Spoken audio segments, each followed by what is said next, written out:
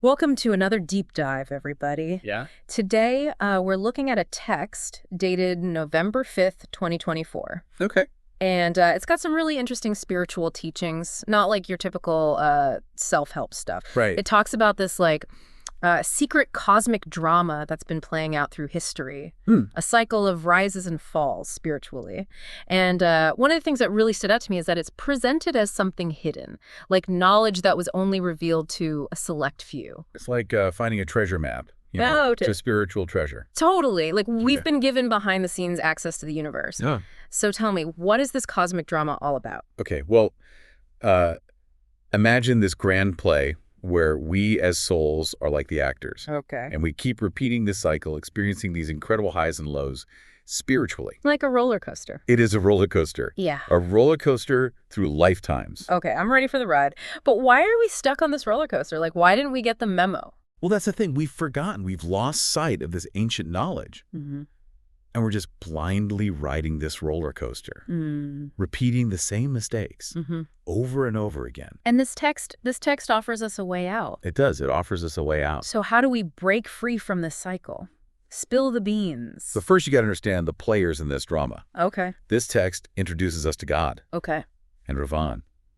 God is the source of these elevated directions, this guiding light that's leading us towards spiritual growth and happiness. Okay. Like Google Maps for the soul, right? Yeah, I got it. Okay, so who is Ravan then? Is he like the bad GPS signal leading us astray? Precisely. Exactly. Ravan is the opposite of God. Mm-hmm. And his influence is described as like these devilish dictates Ah. that taint us, pull us down a path of spiritual poverty. So following God fills our spiritual bank accounts, and listening to Ravan drains it. Exactly. You got it. Okay, I can dig it.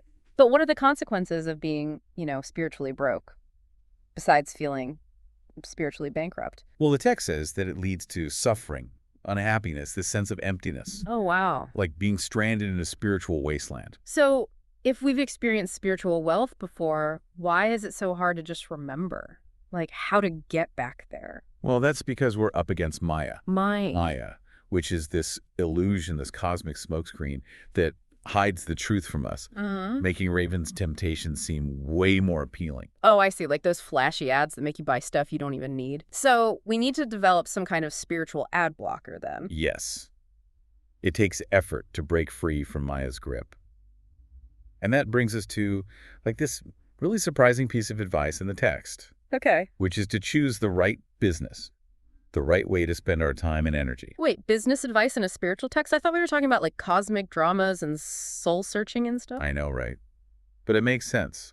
The text specifically warns against dirty business, things like selling alcohol or cigarettes that promote harmful vices. So are we all supposed to quit our jobs and like become monks or something? No, not necessarily. It's more about being mindful of how we're spending our energy. Okay. Choosing activities that align with our spiritual goals. Nourishing our souls instead of depleting them, So instead of dirty business, we need to focus on royal business. Yes. Okay. But what does that look like exactly? That's a great question, one that we will get to. But first, we need to talk about knowledge. Remember those imperishable jewels we talked about? The spiritual bling. Yes. Think of these jewels as profound insights, lasting wisdom Okay. that has real value, unlike the fleeting pleasures of the material world. Uh-huh. And the text suggests that these jewels hold the key to unlocking true and lasting happiness. They help us see through Maya's illusions and navigate this cosmic drama like a pro. So we need to trade in our fake jewelry for the real spiritual gems. Yes. How do we even find these jewels? Are we talking about hidden libraries or secret societies or something? Simpler than that, but also more challenging. The text suggests that these jewels are found on the path of devotion, the journey of remembering who we really are, and reconnecting with our divine source. Okay, there's that word again, remembering. It seems to be a big theme in this text. Yeah, it is. But we've only just scratched the surface, haven't we? Oh, we've only just begun. Yeah. This text is a deep well of wisdom. We're about to dive in even deeper.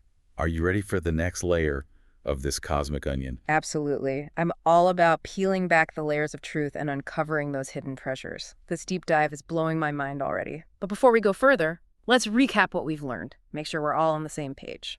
Excellent idea. You're doing a great job keeping us on track. So what are the main points that have stood out to you so far? So we're all souls, right? Yes. And we're caught in this cosmic drama, riding this roller coaster of highs and lows, spiritually speaking, of course. Yes. And we got God giving us directions to spiritual wealth, ravens over there tempting us with spiritual poverty. Right. And somewhere along the way, we lost the map. We forgot who we are. And this forgetting isn't a one-time thing, you know? Right. It's a cycle that keeps happening lifetime after lifetime. Right. I get caught up in these illusions. Right, right. This is starting to sound a little depressing, to be honest. Is there any hope for us? Well, that's where this idea of the pilgrimage of remembrance comes in. Oh. It's not just reminiscing about the past, right? Right. It's more like this intentional journey of reconnecting with our spiritual source. So more like an epic quest for self-discovery. Exactly. Sign me up. But where do we even start? What does this pilgrimage actually look like? Well, the text emphasizes the teachings of the Supreme Guru Okay. as the guide for this journey. He's the one who holds the true map. So we're not just remembering anything. Yo. We're remembering specific knowledge and practices. Precisely. Okay. Taught by the Supreme Guru. And this is where it gets interesting. Yeah. The text brings up this idea of choosing royal business, you know? Yeah. Ah, yes. Royal business. Yeah. I've been waiting to hear more about this. What does it actually mean? It's all about aligning our actions with our spiritual goals. Okay. Even in these mundane parts of life. Think of it like every choice we make, every action we take. It's either a step towards spiritual wealth Okay. or a step towards spiritual poverty. So it's about making conscious choices. Yes. Nourishing our souls. Exactly. Instead of draining them. And the text says this applies to all areas of our lives, by the way. Right. Not just our careers or businesses. It's about choosing kindness over cruelty, generosity over greed, honesty over deception. So royal business is about living a life of integrity then. Precisely. Yeah. It's recognizing that every moment is an opportunity to invest in our spiritual growth, Right. you know, contribute to a more beautiful, harmonious world. This is making me think about all the different spiritual practices out there. Yeah. You know, like meditation, prayer, yoga, chanting. Are they all different forms of royal business? It's a great question. The text doesn't endorse or denounce any specific practice, Okay. but it does suggest that the most effective path is the one guided by the Supreme Guru's teachings. So it's not about blindly following any tradition or dogma, right? It's more about finding practices that help us connect with our spiritual core. Exactly. And the best part is, this pilgrimage of remembrance is open to everyone. Okay.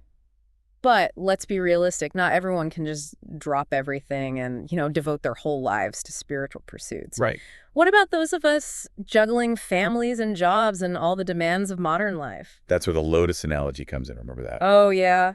The lotus flower. It stays pure and beautiful even though it grows in muddy water. Exactly. Spiritual growth doesn't require us to run away from the world. Okay. It's about finding balance, staying connected to our spiritual source, even amidst the chaos. That's reassuring. But this whole Supreme Guru thing is intriguing. Are we talking about a specific person? That's where things get really interesting. The text is very clear. Okay. There's only one true guru, the one who can grant salvation. Other gurus may offer valuable teachings and insights, Right. but they can't offer the same path back to our original home. So there's like a hierarchy then in the spiritual realm. Yes.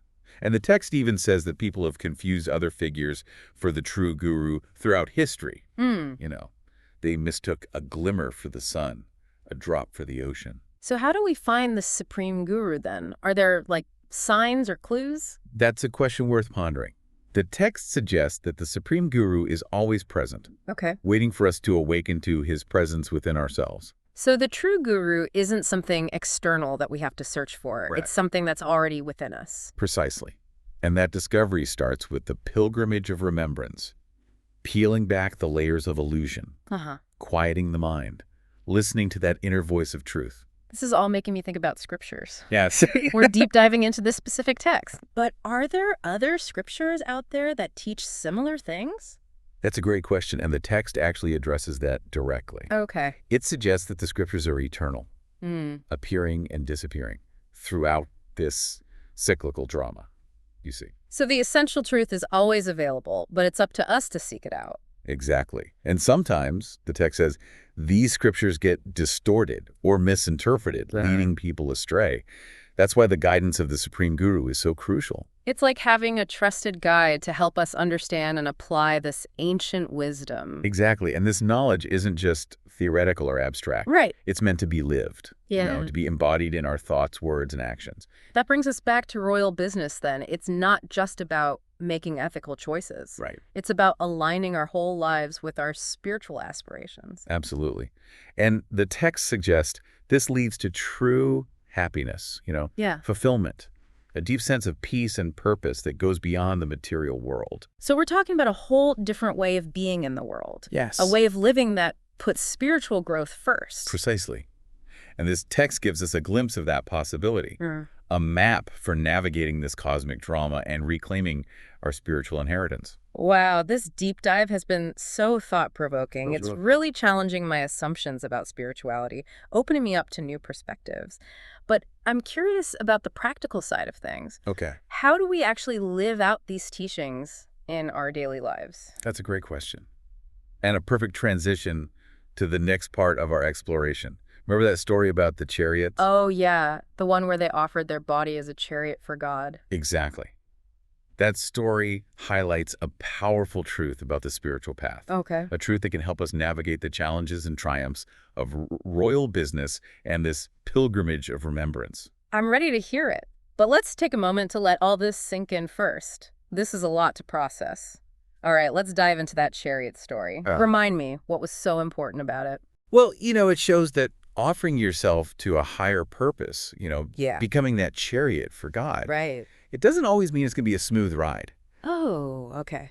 The story actually mentions turmoil, even insults, Really? despite the happiness it brought overall. So spiritual growth isn't always like sunshine and rainbows. Exactly. There are going to be challenges along the way. Yeah, bumps in the road for sure. So like when we feel lost or confused, Yeah, that's just part of the journey. absolutely. Think of it like those tough workout sessions, Yeah. Yeah, you might be sore afterwards, Yeah, but you're getting stronger. makes sense. Our souls go through cycles too. Oh, interesting. Just like our bodies, Yeah. growth, decay, renewal, Mm. we experience those ups and downs. Right, like those times I've felt super inspired spiritually on Yeah. top of the world, Right. but then I crash back down into doubt. Those down cycles are just as important. Mm-hmm. Yeah, they are all part of the dance of spiritual evolution. Okay. And the key is to remember the teachings, even when things are tough. Right. Stay connected to that inner compass. Yeah, it's like a lifeline when we're drowning in Maya. Exactly. Mm-hmm. And we strengthen that lifeline by the choices we make, Okay. by practicing that royal business. Right. Every decision matters. Yeah. Every action is a vote for the kind of world we want. This brings us back to those dirty business temptations. Oh, yeah. Those quick rewards that lead to more suffering. It's like junk food for the soul. Right. Satisfies you in the moment, but leaves you feeling empty. Exactly. So we need a healthy, balanced spiritual diet. Yes.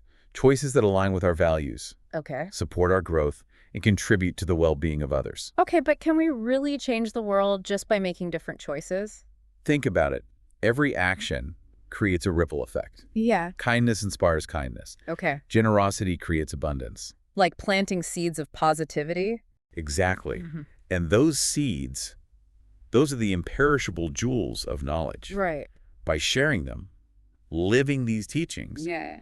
we contribute to a collective awakening, That's beautiful. a shift towards a more loving and compassionate world.